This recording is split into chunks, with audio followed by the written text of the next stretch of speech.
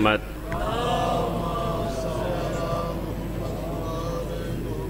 نعرہ تکبیر، نعرہ رسالت، نعرہ حیدری، نعرہ حیدری، حسینیت، یزیدیت، درود بر محمد و آل محمد۔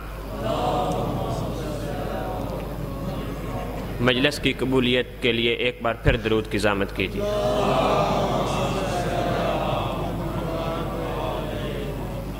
ولائے آل نبی تو کیا ولائے آل نبی نہیں تو قیام ابتر سجود ابتر، مقام امام حسین علیہ السلام۔ ولائے آل نبی نہیں تو قیام ابتر سجود ابتر، علی سے بے حد کی حد بنائی تو دین کی سب حدود ابتر۔ و آل ہی گر نہیں پڑھو گے تو نبی پر درود ابتر، و آل ہی گر نہیں پڑھو گے تو ہے نبی پر درود ابتر۔ درود ابتر وہی پڑے گا کہ جس کا ہوگا وجود ابتر۔ تمہیں کوئی حق نہیں کہ سوچو رسول اکرم کا زین کیا ہے، ہماری گھٹی میں حق علی ہے یہ ہم سے پوچھو حسین کیا ہے۔ مومنین، اب آپ کے سامنے مولانا ساجد حسین صاحب وہ خطاب فرمائیں گے اور ان کے بعد ذاکر جناب سید شجاعت حسین آف مچھراتا وہ خطاب فرمائیں گے۔ مولانا ساجد حسین صاحب آف کارپی، درود بر محمد و آل محمد۔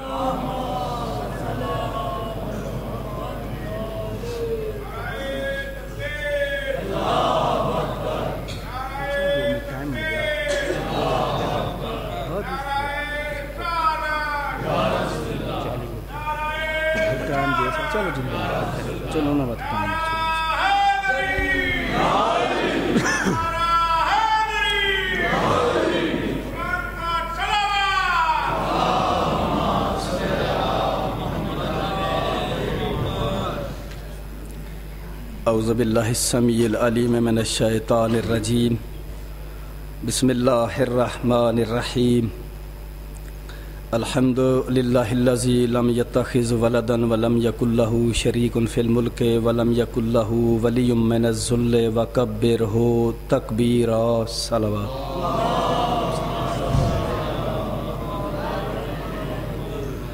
والصلاۃ والسلام علی سید الانبیاء والمرسلین، صاحب التاج والمراج والبراق والعلم، دافع البلاء والوباء والقحط والمرض والعلم، اسمہ مکتوب مرفوع مشفوع منقوش فی اللوح والقلم،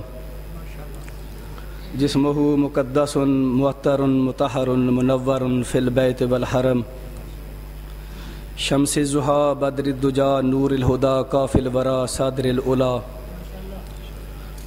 واللہ عاصمہ وجبریل خادمہ والبراق مرکبہ والمعراج سفرہ وسدرۃ المنتہیٰ مقامہ وقاب قوسین مطلوبہ والمطلوب مقصودہ والمقصود موجودہ، سید المرسلین خاتم النبیین رحمۃ للعالمین راحت العاشقین مراد المشتاقین سراج السالکین شمس العارفین محب الفقراء والغرباء والمساکین، سید الثقلین نبی الحرمین امام القبلتین وسیلتنا فی الدارین صاحب قاب قوسین محبوب رب المشرقین والمغربین مولانا و مولا الثقلین جد الحسن والحسین۔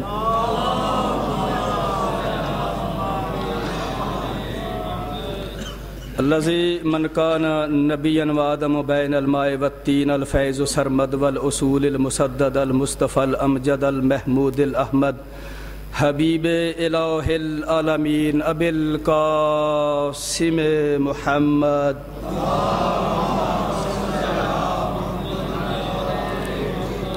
والصلاۃ والسلام علی اہل بیتہ الطیبین الطاہرین المعصومین المظلومین الذین اذھب اللہ عنہم الرجس وطہرہم تطہیرا۔ صلوات۔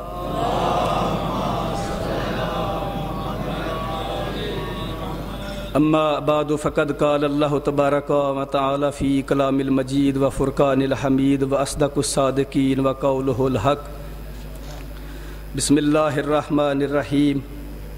وَإِذْ أَخَذَ اللَّهُ مِيثَاقَ النَّبِيِّينَ لَمَا آتَيْتُكُم مِّن كِتَابٍ وَحِكْمَةٍ ثُمَّ جَاءَكُمْ رَسُولٌ مُصَدِّقٌ لِّمَا مَعَكُمْ لا تؤمنن به ولا تنصرن قال اقررتم واخذتم على ذلكم اسری قالوا اقررنا قال فاشهدوا وانا معكم من الشاهدين فمن تولى من بعد ذلك فاولئك هم الفاسقون. بلند تر صلوات.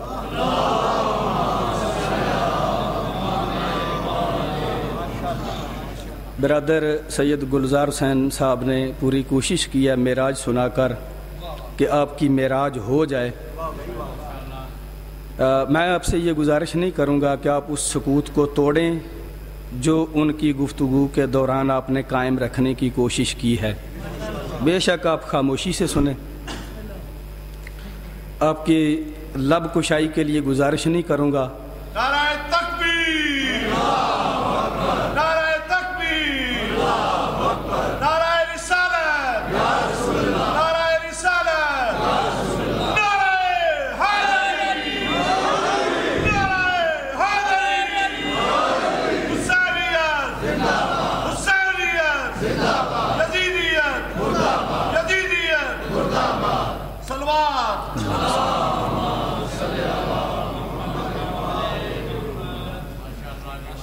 علماء کرام اور ذاکرین الزام کی موجودگی میں چند طالب علمانہ انداز میں ٹوٹے پھوٹے فکرے آپ کے اذہان تک پہنچانا مقصود ہیں. ویسے بھی مولوی ملاؤں کی گفتگو خشک ہوتی ہے، اس لیے بولنے کی میں آپ سے درخواست ہی نہیں کر سکتا. اور بالاخص آج جو میں کہنا چاہ رہا ہوں وہ آج کے ہمارے اسٹوڈنٹس جو کالجز اور یونیورسٹیز میں پڑھتے ہیں ان کے لیے تھوڑی سی مختصر سی گفتگو ہے، تو وہ ہوگی بھی تقریباً خشک. تو میں آپ سے درخواست کر ہی نہیں سکتا کہ آپ میرے ساتھ چلنے کی کوشش کریں. البتہ ذہنوں کو میرے ساتھ ملانے کی آپ ضرور کوشش کیجیے گا. بے شک آپ خاموش رہیں. سورہ آل عمران کی ایک آیہ مجیدہ تلاوت کرنے کا شرف حاصل کیا ہے. کوئی خطابت نہیں ہے، بالکل سادہ انداز میں جیسے دوست مل کر بیٹھ کر بات کرتے ہیں اس طرح گفتگو ہوگی. وَإِذَا أَخَذَ اللَّهُ مِيثَاقَ النَّبِيِّينَ، میرے حبیب یاد کرو اس وقت کو جب ہم نے انبیاء کی روحوں سے ایک عہد لیا تھا. آدم تو ابھی تک ماء و طین کا مجموعہ بنا نہیں تھا، آب و گل کا سنگم بنا نہیں تھا، مٹی اور پانی کا پتلا بنا نہیں تھا. پوری کائنات کسی پردہ میں مستور تھی. اس وقت یہ عہد لیا جا رہا تھا انبیاء سے، اور اللہ یہ کہہ رہا ہے کہ میرے حبیب اس وقت کو یاد کر. تو یاد تو وہ وقت دلایا جاتا ہے نا کہ جس میں کوئی موجود ہو.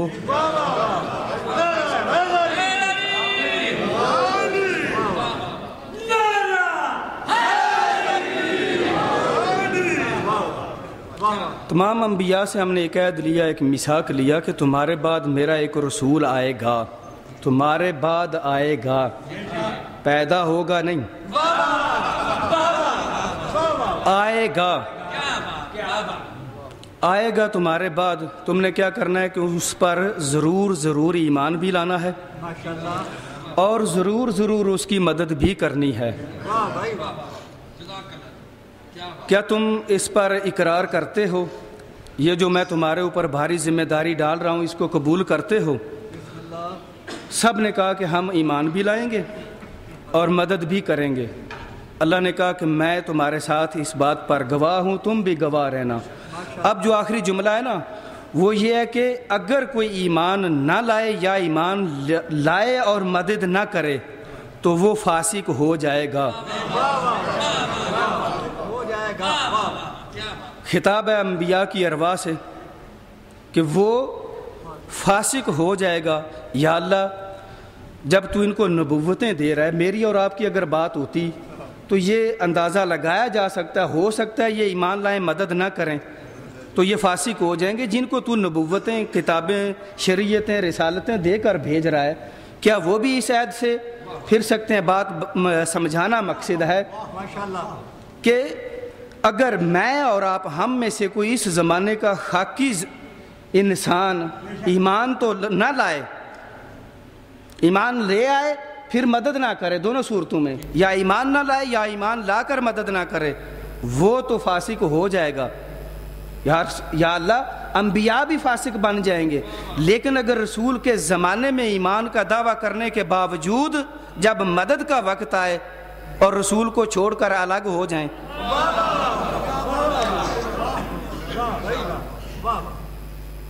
تو اللہ نے انبیاء کو ایمان لانے کا اور مدد کرنے کا. بس یہاں سے تھوڑی سی گفتگو ہے میری آج کے اسٹوڈنٹس کے لیے کہ جس اللہ پر ہم نے ایمان لانا ہے، فکر میں وہ آتا نہیں، ذہن میں وہ سماتا نہیں، دائرے تخیل اس تک پہنچتا نہیں، کسی جہت میں سمایا ہوا وہ نہیں، زمانی وہ نہیں، مکانی وہ نہیں.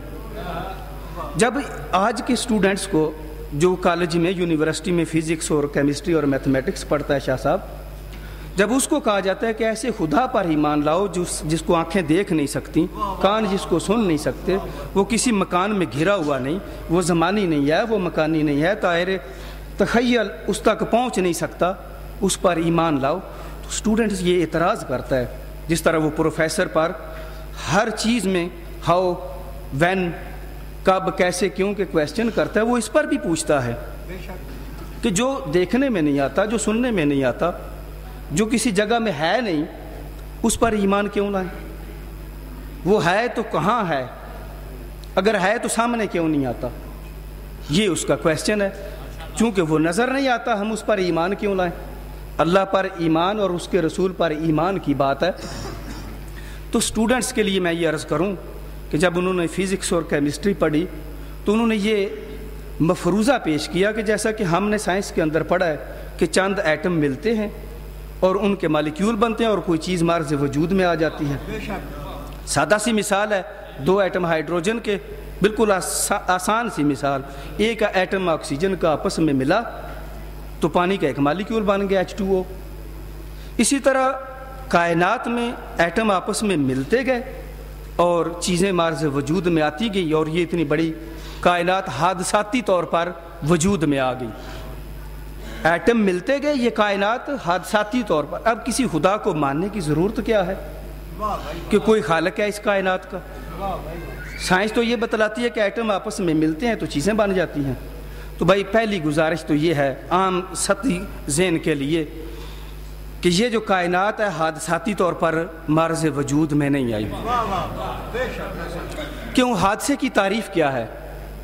حادثے کی تعریف یہ ہے، آپ نے سڑکوں پر حادثات دیکھے ہوں گے، آپ کے سامنے ہوئے ہوں گے یا آپ نے بعد میں دیکھے ہوں گے کہ ٹرک یا بس آپس میں ٹکرا گئے، کار یا موٹر سائیکل آپس میں ٹکرا گئے تو چھت جو ہے وہ فرش بن جاتی ہے، سٹیئرنگ ٹیڑھا ہو جاتا ہے، سیٹوں کا رخ مڑ جاتا ہے، ایکسیلیٹر کا پتہ نہیں چلتا. تو حادثے کی تعریف یہ ہے کہ جس میں شکل تباہ و برباد ہو جائے اور ترتیب خراب ہو کے رہ جائے. حادثے کی تعریف تو یہ ہے. یہ ان کے لیے ہے کہ یہ حادثاتی طور پر نہیں، بلکہ کسی بنانے والے نے اس کو کسی ترتیب سے بنایا ہے. اور اس کی آواز آتی ہے کہ پوری کائنات کو اپنی نظریں دوڑا کر سورہ ملک پڑھ لینا، 2 اور 3 آیت، اپنی نظروں کو دوڑاؤ کائنات میں، میرے اس کائنات میں لیل و نہار کی گردش میں کوئی کمی بیشی آئی ہو تو بتاؤ. سورج جس وقت پر طلوع ہوتا ہے، جس وقت پر غروب ہوتا ہے، اس میں کوئی تبدیلی آئی ہو تو مجھے بتاؤ. میں نے جو چاند کی منزلیں مقرر کی ہیں اس میں کوئی کمی بیشی آئی ہو تو مجھے بتاؤ. تمہاری نظریں پھر کر آئیں گی. حل ترا من فطور، کیا تم اس کائنات میں کوئی گڑبڑ کوئی دیکھتے ہو تبدیلی؟ تو یہ کائنات حادثاتی طور پر مارز وجود میں نہیں آئی. رہ گئی یہ بات سائنس کے اسٹوڈنٹس کی کہ ایٹم ملتے ہیں تو مالیکیول بنتے ہیں، مالیکیول کے بعد چیز مارز وجود میں آتی ہے.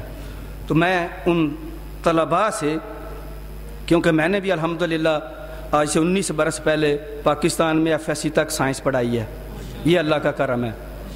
MSc میتھمیٹکس کے بعد سائنس پڑھائی ہے. ہم بھی ان چیزوں کو سمجھتے ہیں.